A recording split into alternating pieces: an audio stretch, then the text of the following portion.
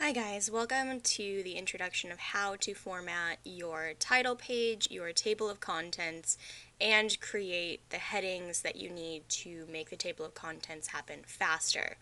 This video will be a little bit messy because I don't really have time to edit it, so please just bear with me in terms of following along and just kind of keeping in mind that this is not a professional video. What you see in front of you on the screen right now is a general outline of what your paper should look like. So it has an introduction, it has the chapters without the titles, and just roughly what should be in those chapters. I wanted to do it this way so that you could actually see everything on the screen as opposed to me scrolling through a document that's already completed. Your paper should have headings like this anyway, they'll just be more spread out because your paper will be 10 pages long. So the first thing that you'll want to do, and the easiest way to do this, is to put your cursor in front of the line that says Introduction. You're going to come up here. First of all, you are on the Home tab right now. You'll go under the Style section, and you can click on this down arrow and select heading 1. And you're going to repeat this process. So you put your cursor in front of chapter 1, click on the down arrow, and hit heading 1. And you're going to do this for all of your headings. So every single one of your chapters, plus your introduction and conclusion.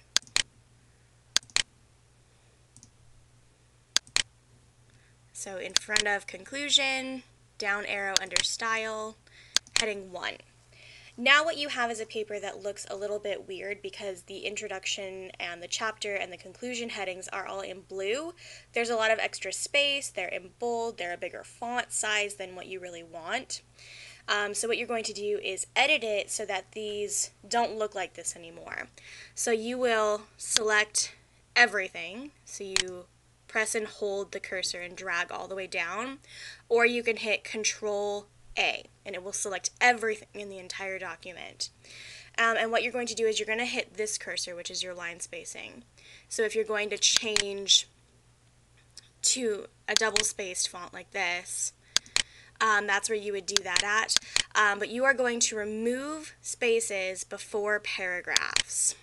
And that takes away all of the spaces that put in. You're also going to remove, you have to add and remove the spaces after the paragraph so that it looks plain just like this, so that when you put it into a double-spaced format, there's no extra spaces. You're also going to unbold them.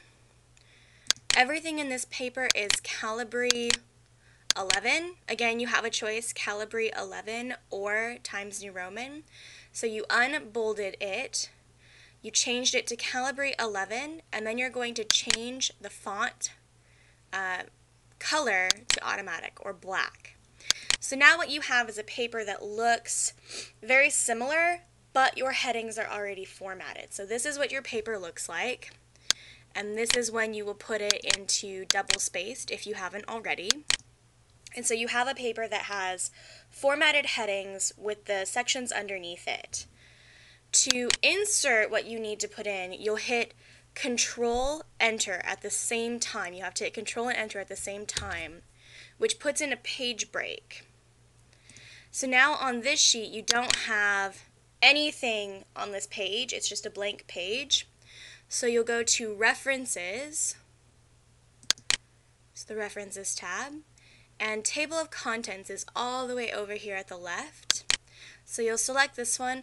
I prefer Automatic Table 2, but it really doesn't matter which one you pick.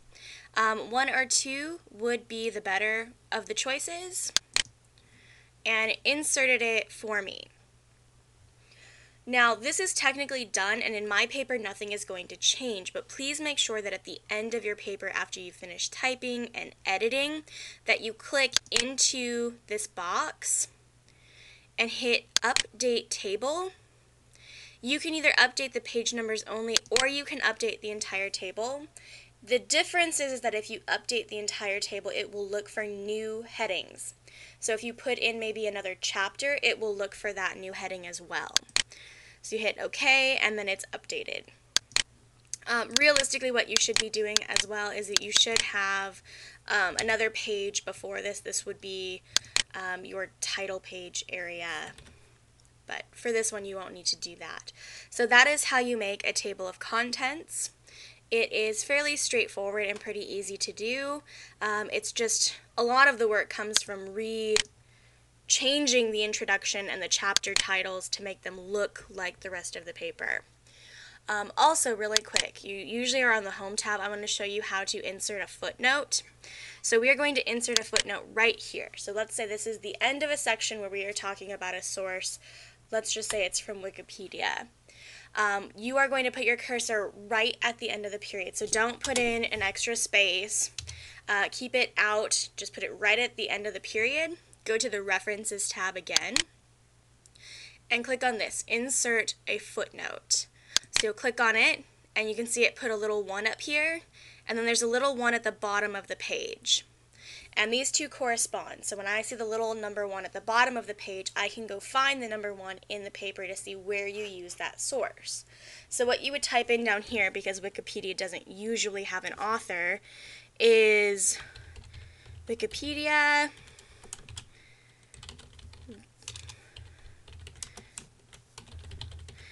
some people choose to put in various authors. That's really your choice. A comma, quotations, the title of the article, so we're just making one up, but it will be How to Format Your Paper, comma, quotes, space. Then you will put in the URL. So you will actually need to go in and copy and paste the URL in.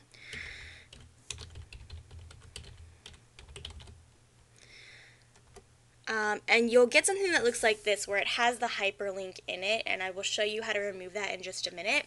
The last thing that you do is you put in a parentheses and you say accessed on, and you'll put the original date that you accessed it. I realize that most of you don't remember when you accessed information, so please try and either guesstimate with the date or the month and the year, or come as close to that as you can. So in this case, I'm just going to say I accessed it today. So December, it actually does it for me. So 11th, 2011, and then the end parentheses and a period. And that is what your footnote will look like. Now to get rid of this hyperlink, you're going to right click. Oh, you're going to have to ignore the grammar. Great. You're going to right click on it and say remove hyperlink. And it will take it out, so now it just looks black and it's not underlined, and it's much better and easier for me to read. Plus you are not supposed to have them in there for Chicago Manual of Style. So that is how you complete the table of contents and the footnotes, and I really hope that helps you being able to see that. Also, up on the Facebook page, I think it was Ryan, linked a really good source for you guys to use for your bibliography and your footnotes. Just please make sure that when you use automatic sources like that, that you change the setting from MLA, which is the default, to Chicago Manual of Style or Turabian. So I think it says Chicago/Turabian, because that is what we are using for this paper. Other than that, I really hope this helps you. I know it is kind of rough, but I think that being able to see it might help you kind of figure out what you're doing tonight. Keep in mind that it is about, I think, 4:30 or 5 o'clock right now. I will be on my computer from about now until about 2 o'clock in the morning. So I'll kind of be in and out. I shouldn't be gone for any longer than a half an hour. I'm trying to respond as quickly as possible to at least let you know that I got your message, and then I will respond back to you. So please just remember, breathe in and out, and you will be okay, and I will see you tomorrow. Thank you. Bye.